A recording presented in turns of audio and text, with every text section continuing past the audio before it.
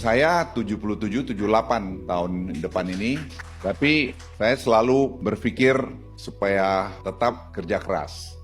Ya, dan itu disiplin, kunci itu sebenarnya disiplin pada lifestyle kita. Kenapa? Buat kalian yang muda-muda itu penting. Jadi dari kecil, kalian sudah biasakan untuk hidup teratur.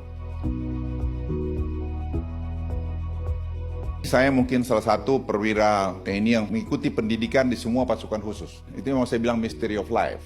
Hari ini saya Ketua Dewan Ekonomi Nasional. Urusannya apa? Itu nggak ada itu. Tapi anything could happen. Jadi tergantung kamu sekarang gimana kamu mau bawa hidupmu. Tapi at the end, saya tadi dengan Firman mana tadi deputi saya? Nah, Firman. Saya bilang sama dia, Man, hidup ini nggak usah susah-susah.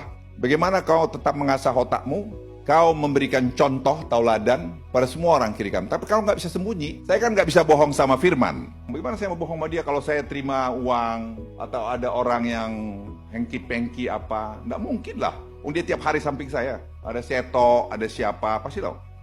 Ya kan saya rasa malu. Saya harus kasih contoh sama Firman. Jadi saya bilang sama Firman, Man, kuncinya cuma satu, Man, ketauladanan dan mau berbagi. Jangan selfish kamu. Karena Tuhan kasih sama kita itu semua. You don't know what's going to happen to you. Ini kesaksian saya pada kalian yang muda-muda. Jadi if you want to do something for your country, for your own area, be professional. Ya. Dan jangan pernah kamu merasa bahwa hanya karena kamu semua. Semua apa yang saya capai dalam perjalanan hidup saya itu adalah karena teamwork yang bagus. Bukan karena saya. Saya ngerti apa ekonomi. Saya belajar. Waktu nanganin COVID, saya kan dibully banyak sekali. Ngerti apa itu orang mengenai COVID? Ya saya nggak ngerti, tapi saya ngerti manajemennya. Orang pertama yang saya telepon setelah presiden telepon saya, dia bilang, Pak Luhut, ini keadaan udah Pak Luhut take over ya. Gitu. Terus saya pertama telepon nih Firman nih. Firman baru masuk, Man, coba lihat tuh model-model ekonomi kau ini gimana nih ya, kita terapkan dalam penanganan COVID. Saya kasih kau 3 hari gitu, untuk coba nyiapkan konsepnya gitu. Dia tawar, 5 hari lah Pak, yang 4 hari, kita sampai itu tuh. Kemudian the few days later, dia datang, dia kasih paparan. Oke, kerjain, kita pakai Google segala macam. Saya tidak paham kenapa mesti pakai Google, pakai NASA, pakai apalagi itu segala macam.